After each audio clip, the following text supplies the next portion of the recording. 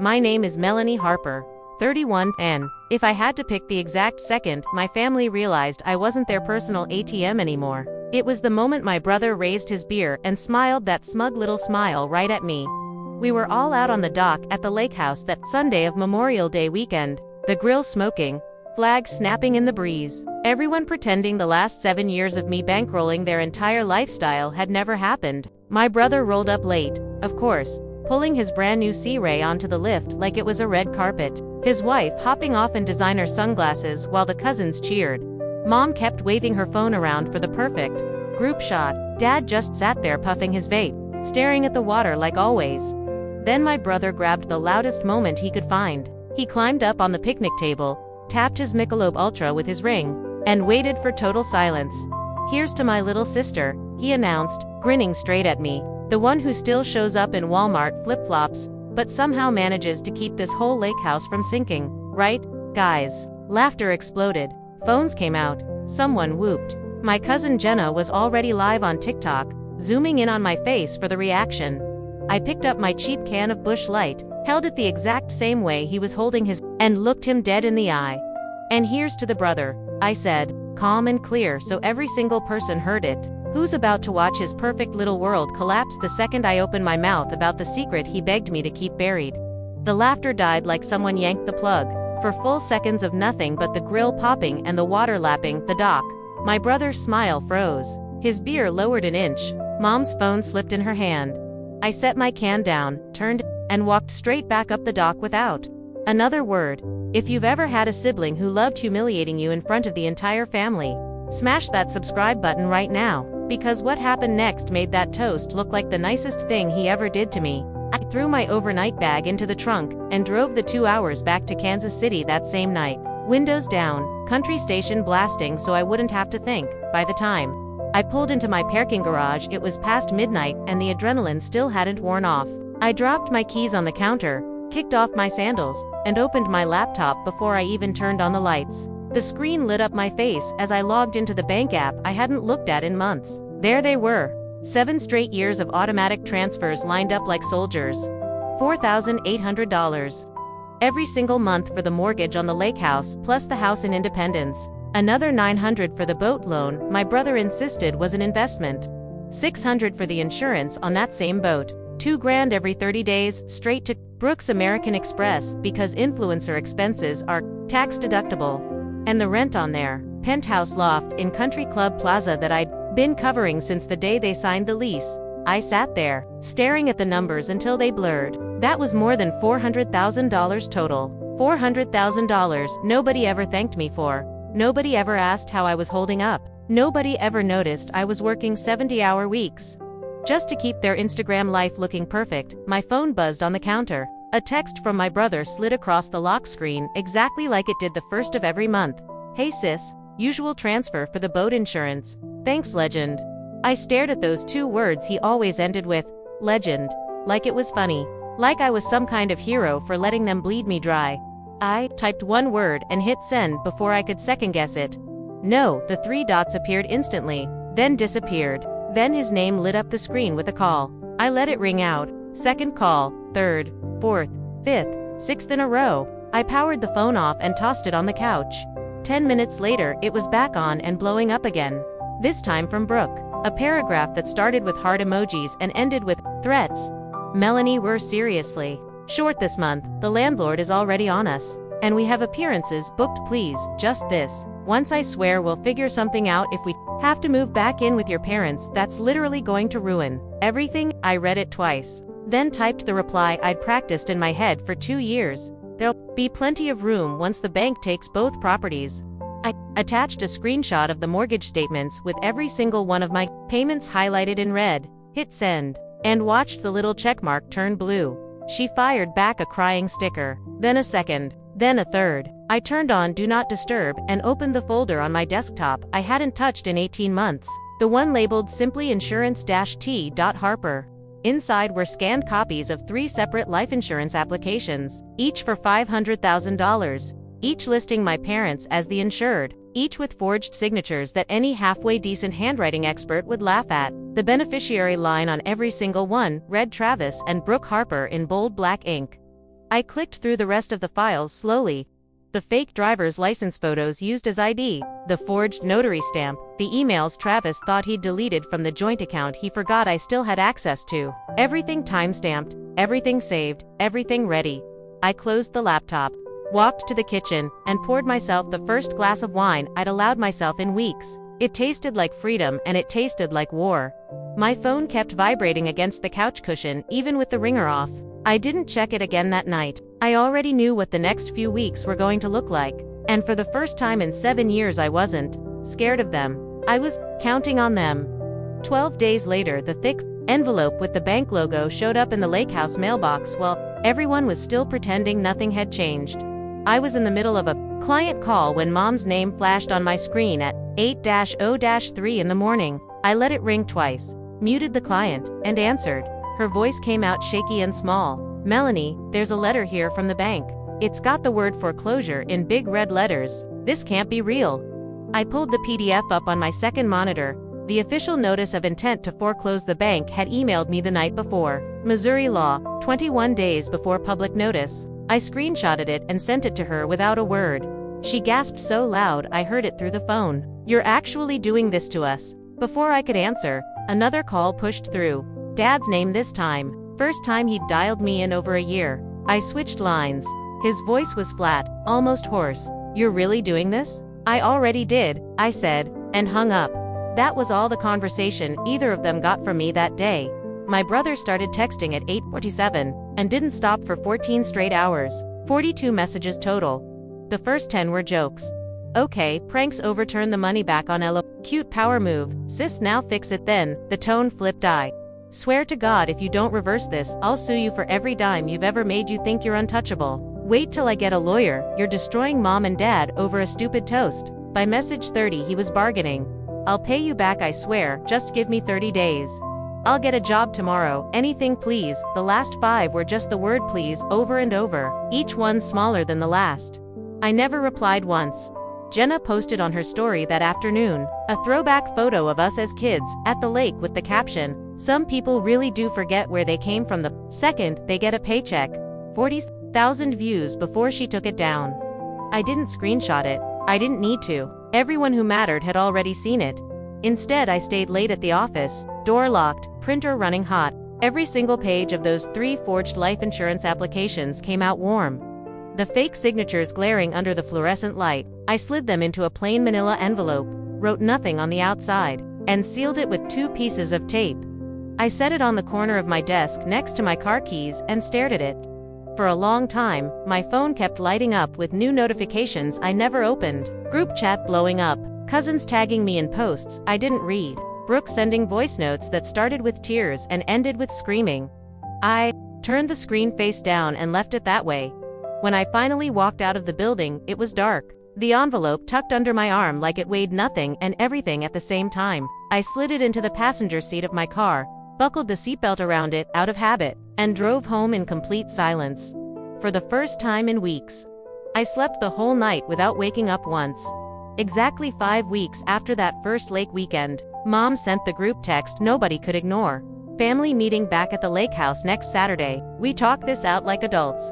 I read it once, closed the thread, and packed an overnight bag. Friday afternoon. The drive down felt shorter this time, like the road already knew what was coming. I pulled into the gravel driveway just after sunset, the envelope on the passenger seat riding shotgun the whole way. I carried it inside, set it on the kitchen island next to Mom's bottle of Pinot Grigio, and waited. Saturday morning I woke up early, made coffee, and sat on the dock with my phone in one hand and a single photograph in the other. A close-up scan of Dad's forged signature on the primary Northwestern Mutual application. $590,000 payable on death. Beneficiary line reading, Travis and Brooke Harper in my brother's own handwriting. I attached the photo to a private message to Mom and hit send at 8:15 sharp. Her bedroom door flew open 30 seconds later. She came down the stairs, still in her robe, phone clutched to her chest, eyes wide and wet. "This has to be a mistake," she whispered, voice cracking on every word. "Tell me this is photoshopped, Melanie. Tell me right now." I just looked at her and said nothing. Footsteps thundered overhead. My brother appeared at the top of the stairs in boxers and yesterday's t-shirt, hair wild, face already red. He saw the phone in Mom's hand and knew exactly what she was looking at. "You sent her that?" he roared, taking the steps 2 at a time. "You went into my files." I stayed seated on the dock chair, coffee untouched. "Your files were in my cloud backup. Travis, you never changed the password." He charged toward me like he was going to grab the phone out of Mom's hand. Dad stepped between them without a word, one arm out. And my brother stopped short. At 2:17 Sunday morning, my phone lit up on the nightstand. Unknown number, but I knew who it was. I answered. His voice came out low and shaking. Nothing like the loudmouth from the dock 5 weeks ago. "You bitch," he started. Then the threats poured out. "I swear to God, if you show anyone else, I will drive to Kansas City right now and kick your door in. I will ruin you. I will make sure you never work in this state again." I let him scream until he ran out of breath. Then I spoke. Calm, almost gentle. "You have 1 week to tell everyone yourself at the lake house next Saturday," I said. "Every cousin, every aunt, mom, dad, Brooke. You stand up and you admit what you did, or I walk in with the envelope and I do it for you." He started yelling again, something about lawyers and restraining orders. I hung up, blocked the number, and rolled over. For the first time in weeks, I fell asleep with the windows open and the sound of the water lapping the dock. And I didn't wake up once until the sun was high and the house was already buzzing with panic. I refused to join. The second lake house weekend smelled like fear instead of charcoal, even though the grill was still going. Everyone arrived with tight mouths and forced small talk, pretending the yellow foreclosure notices taped to the front door weren't there. I walked straight past the coolers, set the thick manila envelope in the exact center of the picnic table, and took the only empty chair left. My brother tried for a smile that never reached his eyes. "Look, let's not blow this out of proportion. Okay, we're family." I didn't answer. I just opened the envelope and slid the first document across the scarred wood so everyone could see the letterhead. Northwestern Mutual. Dated 3 days ago, official seal. Policy numbers listed in bold. The words "investigation into suspected fraudulent application" underlined in red by the investigator himself. Mom's hand flew to her mouth. Dad leaned forward so fast his sunglasses clattered onto the table. Brooke went completely still. I pulled out my phone, opened the voice memo app, and hit play on the recording I'd pulled from Travis's own Google Drive 6 months earlier, the night he got drunk at that rooftop bar in the Power and Light District. His voice filled the dock, slurred but unmistakable. "Once the old folks finally kick it, Brooke and I cash in big. Man, $500,000 each. Easy. They signed the papers. They'll never even know what hit 'em till the checks show up." The clip ended with his buddy laughing and clinking glasses. Dead silence. Then the sound of my brother's knees hitting the dock boards hard enough to rattle the empty beer cans. "Turn it off," he croaked, crawling toward the table on all fours, face white as the boat cover. "Melanie, turn it the fuck off right now." Jenna had her phone up filming again, same as 5 weeks ago. Only this time her hands shook so bad the camera dipped and the whole thing slipped straight out of her fingers, splashing into the lake with a pathetic plop. Brooke finally found her voice. She stood up so fast her chair tipped backward and cracked against the planks. "You did what?" she screamed, pointing at the papers like they were on fire. "You forged their signatures. For life insurance on your own parents." My brother opened his mouth, closed it, opened it again. Nothing came out but a choked sound. Dad picked up the letter with shaking fingers, reading the part about possible criminal referral to the Missouri Department of Insurance. His face went gray. Mom just stared at Travis like she'd never seen him before, tears sliding down without blinking. I stayed seated, hands flat on the table, and waited while the rest of the family finally saw exactly who they'd been defending for 7 years. That same night Brooke's white Range Rover was gone. Before the sun even came up, she had waited until the last cousin left, then started screaming in the middle of the gravel driveway while neighbors on the cove pretended not to watch from their decks. "I'm out," she shouted, throwing a Louis Vuitton duffel into the back seat so hard it bounced. "I am not going to jail for you. Travis, we're done." My brother lunged after her, grabbing her arm. She yanked free and shoved him hard enough that he stumbled backward into the cooler, ice spilling across the grass. Mom tried to stand up from the patio chair, face drained of color, and just folded forward. Dad caught her before she hit the ground, yelling for someone to call 911. Her body went completely limp, head lolling against his shoulder. Jenna had her phone up again, filming vertically like nothing had happened 5 weeks ago, but her hands were shaking so bad the only thing in frame was the wooden decking and her own sneakers.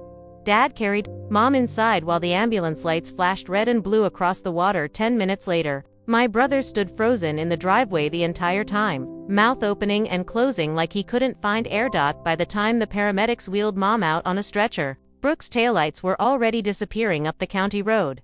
I went back to the guest room, locked the door, and went to sleep. At 3:04 in the morning, my apartment buzzer went off back in Kansas City. I woke up to the intercom crackling, my brother's voice slurring through the speaker. "Mel, please open the door. I drove straight here. I'm outside. Just let me in." I walked to the door in the dark, looked through the peephole. He was on his knees in the hallway, forehead pressed against my welcome mat, tears and snot mixing on his face. "I'll delete everything," he sobbed. "I'll call the insurance company tomorrow and cancel it all. I'll pay you back every penny, I swear on my life. Just delete the files, please." I didn't open the door. I didn't turn on the light. I spoke through the little gap under the chain lock, voice flat. "Too late." He started banging then, palms slapping the wood, begging louder. Neighbors' doors cracked open down the hall. Someone threatened to call the cops.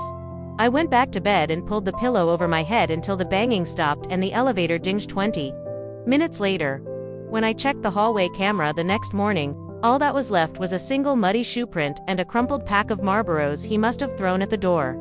85 days after I stopped every single payment, the bright yellow foreclosure signs went up on both the lake house and the house in Independence.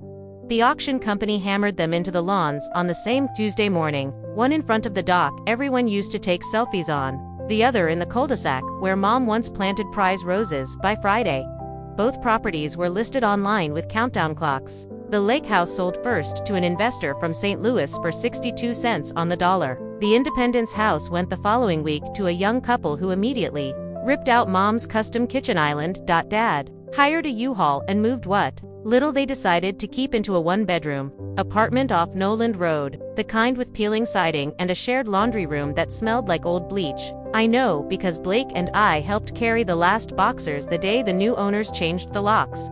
Northwestern Mutual filed their civil suit 3 weeks later in Jackson County Circuit Court, demanding full restitution plus punitive damages. The amount on the complaint made Dad go quiet for 2 straight days.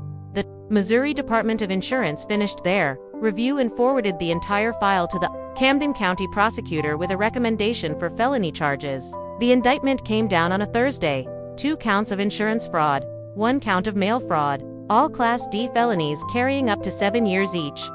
Brooke had already changed her last name back to her maiden one on every social account and moved to Tampa to live with her sister. Her final text to the family group chat was a single Florida emoji, and nothing else.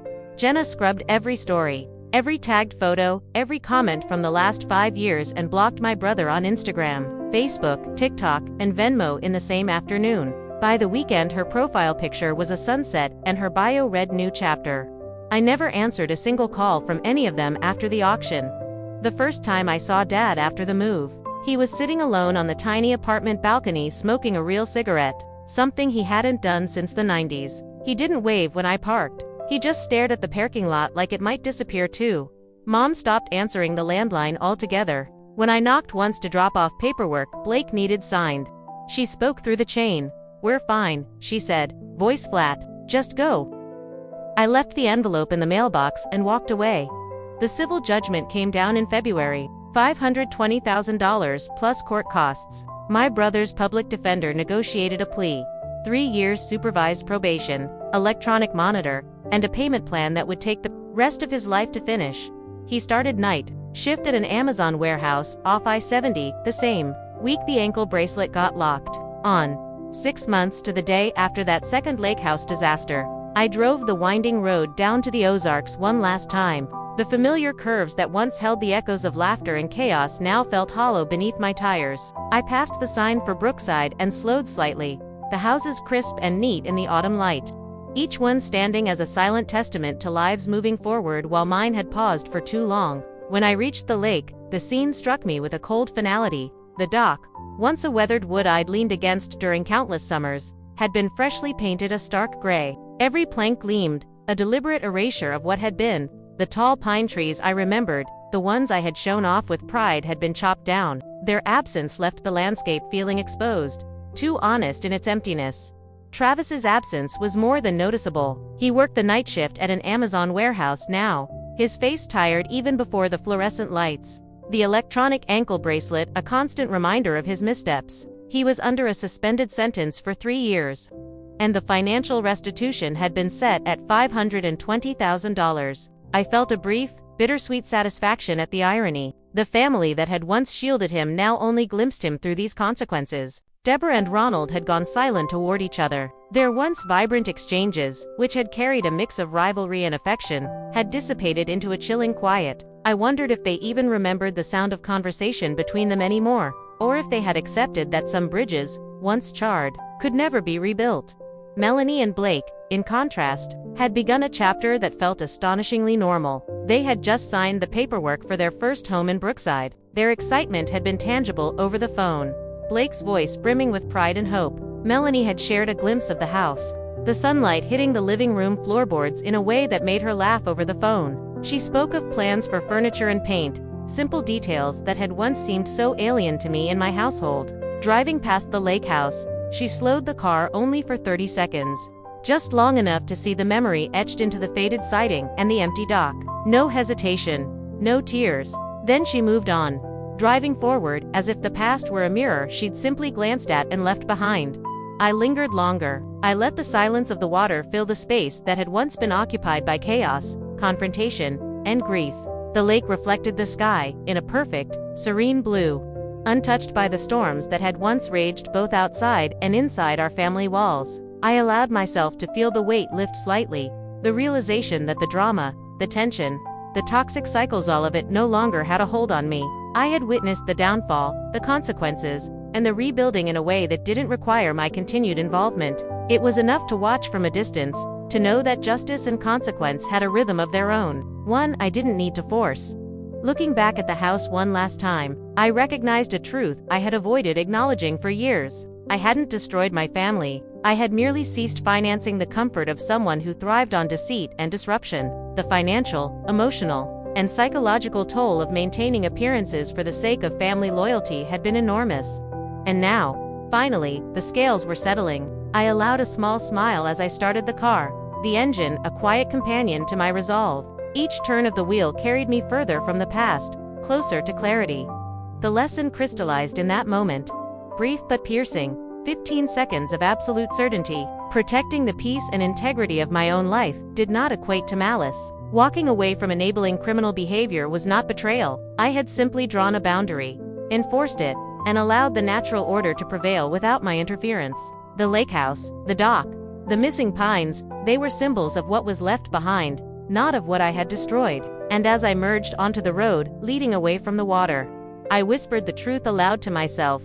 I didn't destroy my family, I just stopped paying to keep a criminal comfortable.